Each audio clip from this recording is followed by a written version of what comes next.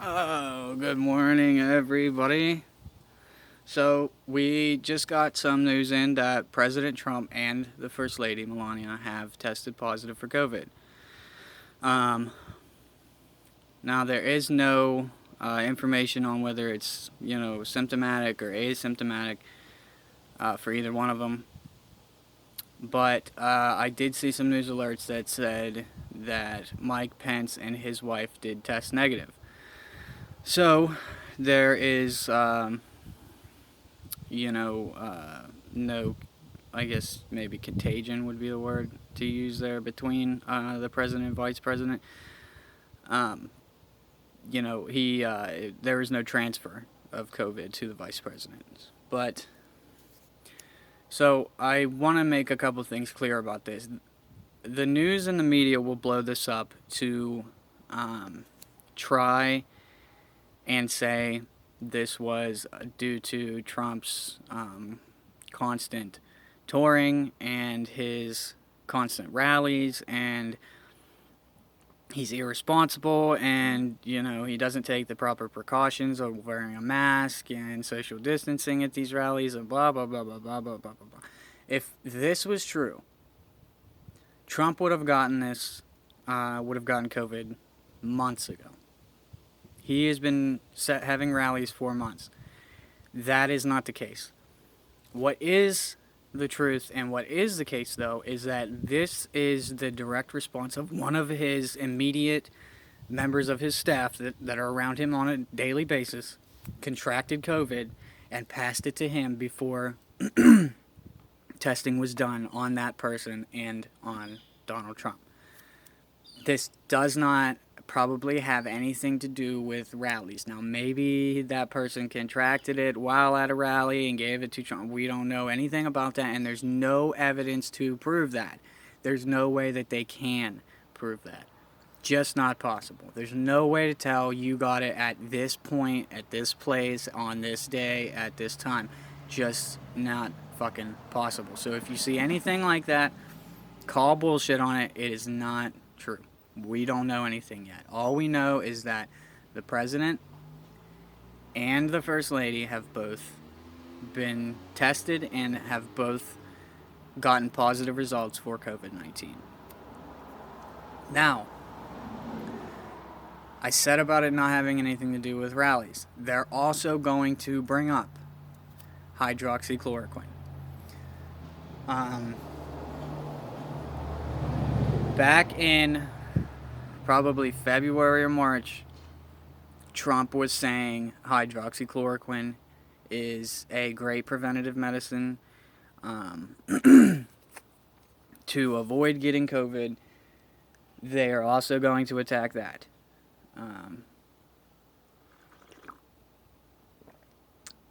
And that's not right. Hydroxychloroquine has been doing miracles for people for the past months. Now, it may not be enough when it comes to a person with pre-existing conditions or, having diabetes or having lung issues or asthma and then contracting COVID. Hydroxychloroquine might not do as much for you as it might do for somebody else. Everything should be looked at as a case-to-case basis. You cannot outright say that this medicine did not work at all and that's why he contracted it, and all the rhetoric that he has said about blah blah blah and hydroxychloroquine is not true and we've been saying it, blah blah blah. They're going to really attack this man over everything that they can, just like they always do. This is nothing new for any Trump supporter to recognize and realize and call out.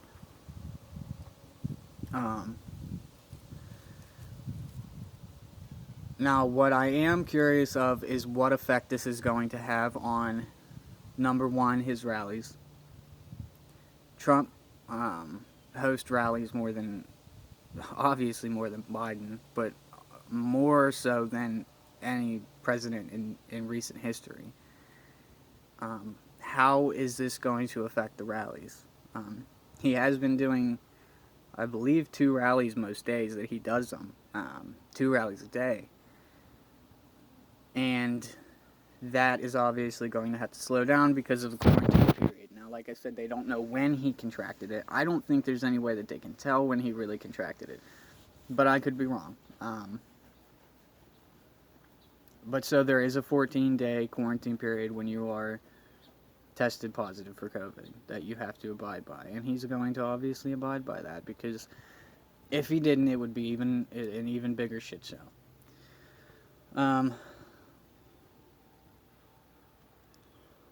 But I also don't see Trump not hosting these rallies. What I imagine he's going to do is whatever rallies he had scheduled, he's still going to do them. He's just going to do them online. That's the miracle of the internet that we have access to nowadays is, with doctor's appointments or anything now, you can pretty much do it online. So I'm betting my money on that's what he's going to do, is just have like an online rally every day or every other day or whatever, and tackle this positive COVID thing that way. Now look, Trump is 75 years old or something, I think. I probably should know his exact age by now, but I have no idea. He is in his 70s, though. If this was going to affect the president in a negative way to where you should be worried because he has COVID, what if something happens to him, blah, blah, blah. I just don't see it happening. The president obviously has access to the best medicine in the world, the best health care in the world, the best preventative and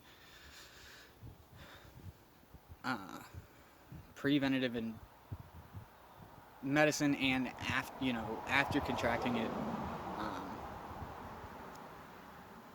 you get what I'm trying to say here. My brain, I'm kind of, as you can see, I'm having my morning coffee here, so I just don't really seeing this as a big deal. It obviously could be a big deal, but I don't really think it's going to be too big of a deal. I think this is going to go away. Now, the media is going to make it out to be a huge deal. Just don't let that shit fool you. These people are losing traction every day that they put their fucking shoes on. They're losing more and more traction. Now, I'm sure that you guys have seen the reaction from the debates and how CNN has covered that with the denouncing of white supremacy. I want to cover this real quick, and I kind of have to be careful here. But I'm kind of tired of it not being said outright. Number one, the president has consistently, over and over and over again, denounced white supremacy. He's not a racist. He's not a white supremacist. I think he shows that by the people he puts into positions of power, by the outright statements even within the debate, by saying, sure, I denounce white supremacy, sure. And then even saying, what do you want me to call them? What do you name it? Give me a name to say, and I'll say it. This man has outright denounced white supremacy multiple times, and they just keep going with it. And this is why. Say 100 people watch one night where he denounces white supremacy, okay? And they ask him a question, he denounces white supremacy, and then the next night, they come out and say, will you denounce white supremacy? And he kind of says yes, but then says, I've already done this, I don't need to do this again, I've already said that I have. Well, 200 people watched it the second night, but didn't watch it the first night. So it kind of seems to those 200 people that he didn't really denounce white supremacy. Maybe they have something here. Maybe he is racist. Maybe this. That's why they do this. Is because not every second of every video reaches every single person across the country. So you might be able to mold the narrative into the president is racist if you try hard enough, which they are really fucking trying hard.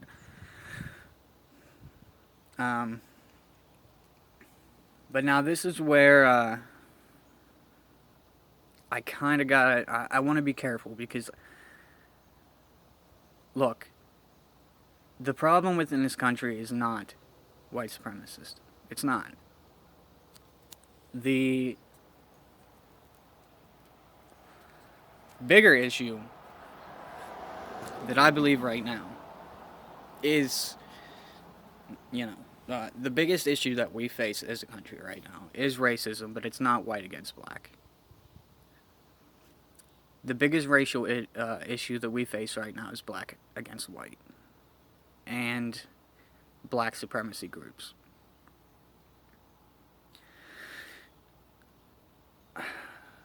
When you have people like Nick Cannon making statements that he made on a worldwide level, you can watch Nick Cannon's podcast probably in most any country, unless there is censorship like in China or in Russia, or you can access that. And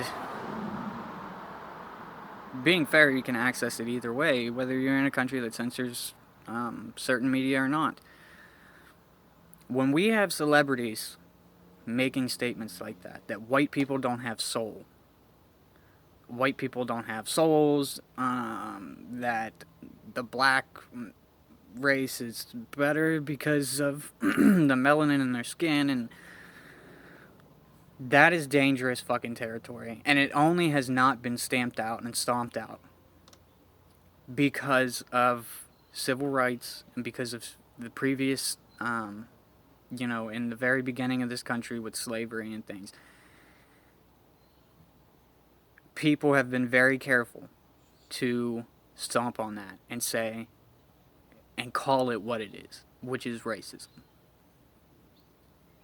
I do not care if you are white, black, Asian, fucking, I've said it before, if you're purple, I don't care.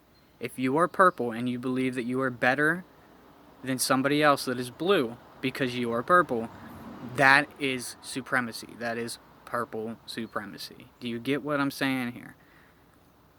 These black supremacist groups, which includes Black Lives Matter, are racist organizations. They are also terrorist organizations. They have been consistently terrorizing the United States for the past 6 months or more. Really the past couple years, but especially in the past 6 months that they've been burning down every fucking city that they can get a foothold in. These groups are racist in nature. And they're very, very, boil it down to what they stand for, they are fucking racist. They do look at me as if you are white and you are less than me because you are white and I am black. Look, like I said, the biggest issue that we face as a country is not white supremacy, it's black supremacy. At this moment in time. And the reason why I say it's the biggest issue is strictly because people are afraid to call it what it is and to stomp it out and fucking stamp out the embers before it grows into a fire because they fear being called racist. I think it is good to be proud of yourself no matter what fucking color you are. I don't think that should really even be a reason for you to be proud. I mean, be proud of your heritage and be proud of your family history, whatever you want to be proud of, fine, but don't ever say that you are better than me because of that. You didn't choose to be black. You didn't choose to be white. You didn't fucking choose to be anything. You have no right to say you're better than anybody else because of it. Now that goes for white people saying they're better because they're white, or black people saying they're better because they're black. Either way, you boil it down to black and white terms, it's wrong. People are afraid of calling this what it is. And,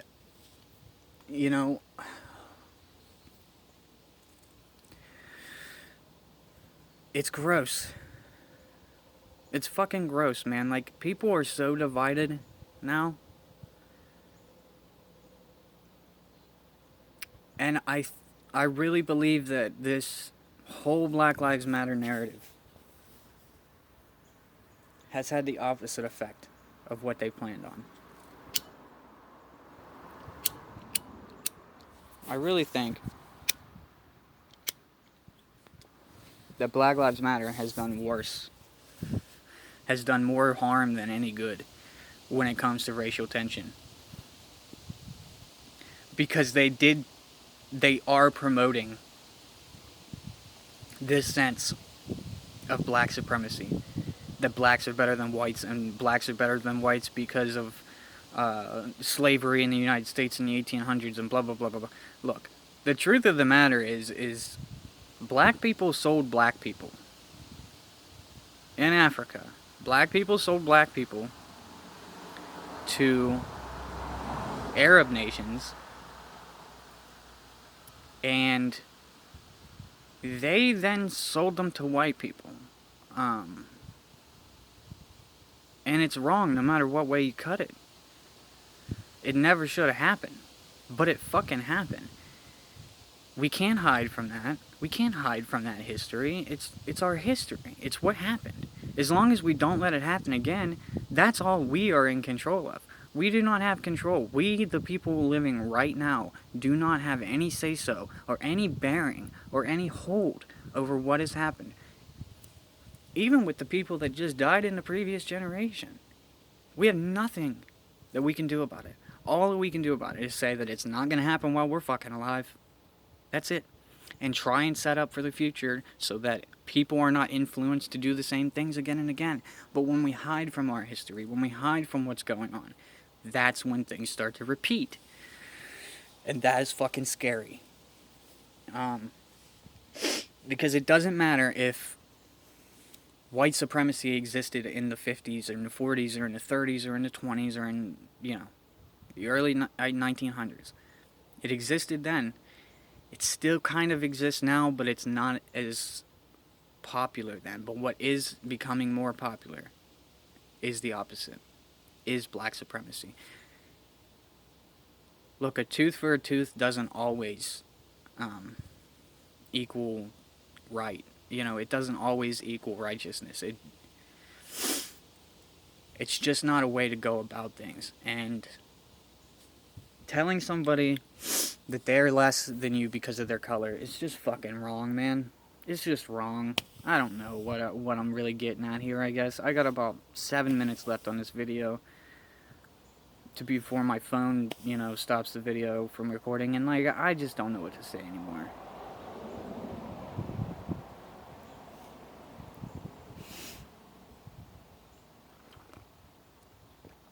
Look, I'm an average American. I'm really more average than somebody that makes $150,000 a year.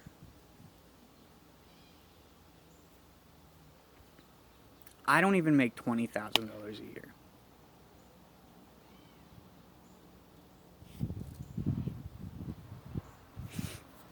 If you want to talk about poverty, if you want to talk about different races getting better calls on what they can accomplish, and it's just not true. It's just not fucking true. And I'm just so tired of the racial tensions in this country, man. We're all in this together, and I think that, I've said it before, I think that Trump is really trying to put an end to this stupid shit, but we just have these stupid fucking people in these stupid echo chambers just spewing hate and causing more hate. And anytime that you let some hate take over, man, it's never good. Just because it was done to people before you were alive doesn't mean it's right for you to do it to people now. And vengeance is never the answer. It's just not. I truly believe that if Black Lives Matter wasn't evil at its core, and they really did want change, going about this a different way would have been the better idea. Not with violence, not with hate, not with racism, all the while fighting hate and racism, at least claiming to. If they had just went about this a different way, people would have listened. And they might have changed some minds. But the truth about it is, most people, most average Americans, like the one you're looking at right now, they're not racist. They got a fair shot at the American dream just like anybody else does. It's up to you to take it. You can sit and play victim for everything that's happened to you in your life if you want to. But at the end of the day, you're still talking about shit that happened, and not shit that you're going to make happen. And that's the problem. One of them. So, I don't know, guys. I appreciate everybody watching and listening. I kind of went off on a tangent there. But I guess that's what this video is all about. That's what this channel is all about. So, I hope everybody out there has a great day.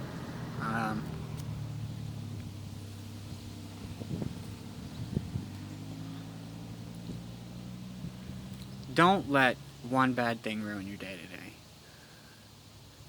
You know? Don't let one interaction change how you feel about people in general. Don't make one news headline change your opinion on everything.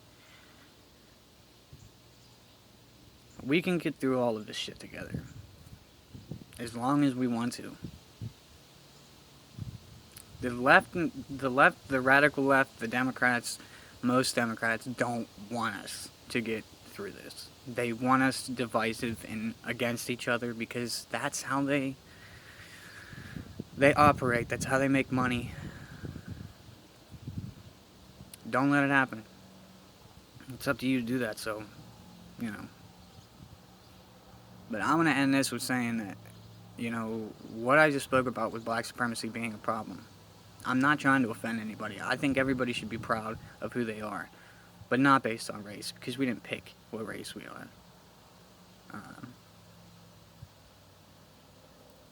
Be proud of who you are because you take responsibility for everything in your life.